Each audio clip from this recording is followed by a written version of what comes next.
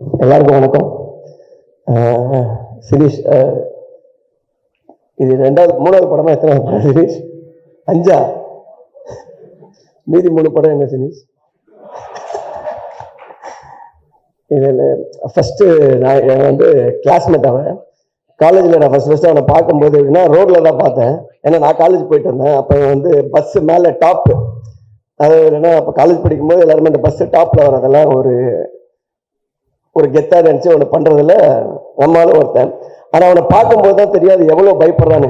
இப்படி ஒருத்தன் வந்து பார்த்து இவன் என்ன பண்ணுறாங்க பஸ்ஸு டாப்பில் அப்படின்ற மாதிரி யாரோ கட்டாயப்படுத்தி கூட்டிகிட்டு போன மாதிரியே இருக்கும். ஆனால் அது இவன் தான் பண்ணுறான்.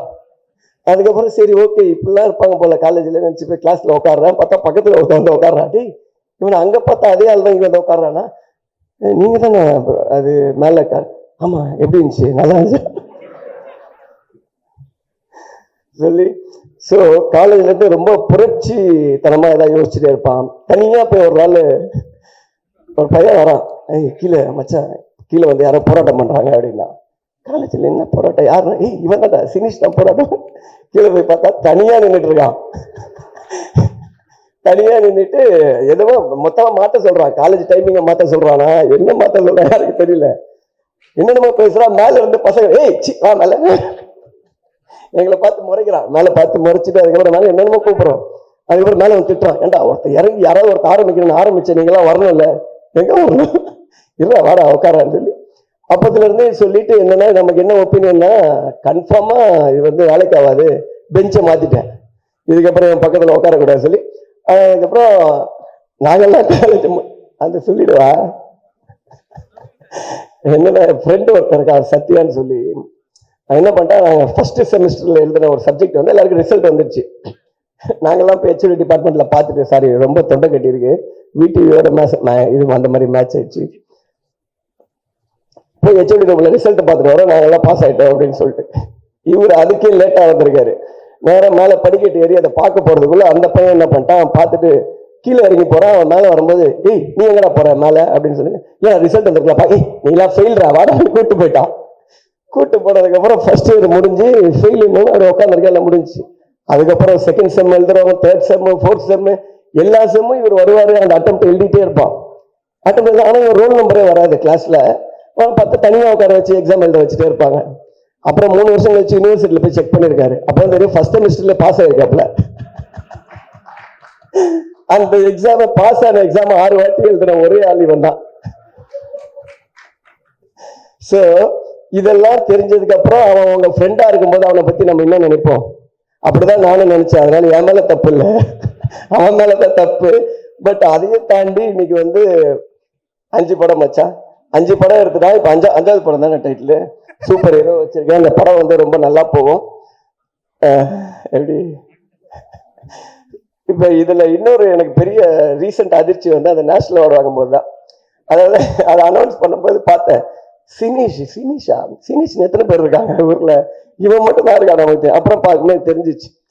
சும்மாவே வந்து எப்படின்னா ரொம்ப ஒரு இதுவாக தான் பேசுவான். நீ பாடுறா, நீ ஃபோன் பண்ணி ஏதாவது ரேண்டமா திட்டுறது இதெல்லாம் பண்ணிட்டு இருந்தான்.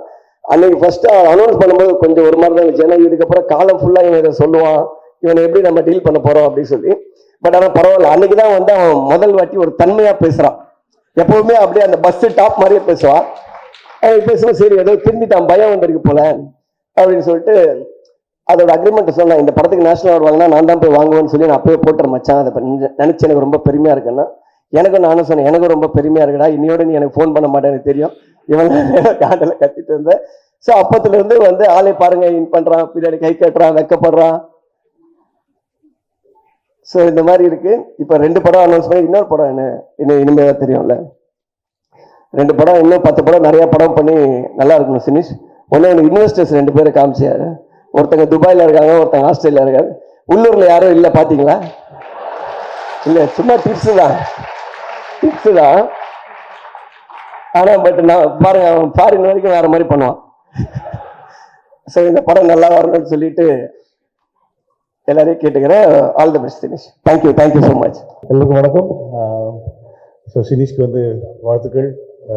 ரொம்ப நாள் கழிச்சு இதில் ஸோ சாரி லேட்டாக வந்ததுக்கு. ஆனால் நேசன் சொன்னார், நான் தான் கரெக்ட் டைமில் வந்திருக்கேன். அவர் 1.5 மணி நேரத்துக்கு முன்னாடியே வந்துட்டேன் அப்படின்னு சொன்னார். சார் வணக்கம் sir. Hi sir. So super hero, I just want to wish the whole team, Sandy and Arjun, அப்புறம் ஹோல் டீம், டைரக்டர் எல்லாருக்குமே வந்து வாழ்த்துக்கள் சொல்லிக்கிறேன். வேறு என்ன சொல்கிறது, இன்னும் அடுத்த படத்தோட டைட்டிலுக்காக வெயிட் பண்ணிருக்கேன். So it's as excited as all you guys are. So Nelson அவர்கள் அடுத்ததாக கலக்குவார். சார் இதை வச்சு தான் நீங்கள் மேனேஜ் பண்ணிட்டு இருந்தீங்களா? சாரிங்க, பேச வைக்க போகிறாங்களான்னு தெரியல. கொஞ்சம் நான் கரெக்டாக முடிகிற டைமுக்கு வரலாம் தான் பார்த்தேன். இது ஆக்சுவலி ஒரு ப்ரொடக்ஷன் லான்ச் ஃபங்க்ஷனோட சினீஷோட வெற்றி திரு விழா மாதிரி தான் இருக்குது. இங்கே ஒரு அவார்ட் ஃபங்க்ஷனுக்கு இல்லை ஒரு இண்டஸ்ட்ரி ஃபங்க்ஷனுக்கு சேர்ந்து எல்லாம் வருவாங்கள்ல, எல்லாருக்கும் ஹலோ சொல்கிற மாதிரி, அந்த மாதிரி மொத்த இண்டஸ்ட்ரியும் கூப்பிட்டு வச்சிருக்காரு. நடிக்கிறதுக்கோ டைரக்ட் பண்ணுறதுக்கோ யாருக்கும் ஆசை இருந்தால் சினீஷ் ஃபங்க்ஷனுக்கு வந்துருங்க. மொத்த இண்டஸ்ட்ரி இங்கே தான் இருப்பாங்க. யார் வேணுனாலும் யார்கிட்டயாலும் பேசி போய் டைரெக்டாகவே கேட்டுடலாம். அண்ட் நேற்று நைட் தான் ஃபோன் பண்ணி சினீஷ்ட்டு சொல்லிட்டு இருந்தேன், ப்ரோ உங்கள் கதையை ஒரு பயோபிக்காக எழுதுனா அது கண்டிப்பாக பயங்கரமான படமாக இருக்கும், ஆக்ஷனும் இருக்கும், ரவுடிசமும் இருக்கும், வெற்றியும் இருக்கும்னு. எனக்கு ஒரு பெரிய சந்தோஷம் என்னன்னா, ஒரு இன்ட்ரெஸ்டிங் ஸ்னிப்பெட் ரேண்டமாக சொல்றது. நான் ஃபர்ஸ்ட் சினீஷை மீட் பண்ணது ஆக்சுவலி லோகேஷை என்கிட்ட கொண்டு வந்ததே சினீஷ் தான். அவர் கொண்டு வந்து இந்த கதையை பயங்கரமா நம்புறேன், நான் ப்ரொடியூஸ் பண்ண போறேன் என்று கொண்டு வந்தாரு. நானும் ஃபர்ஸ்ட் டைம் அவரை மீட் பண்றேன். ஆளே பார்க்க ஒரு மாதிரி இருக்காரு, எனக்கு டவுட்டாவே இருக்குது.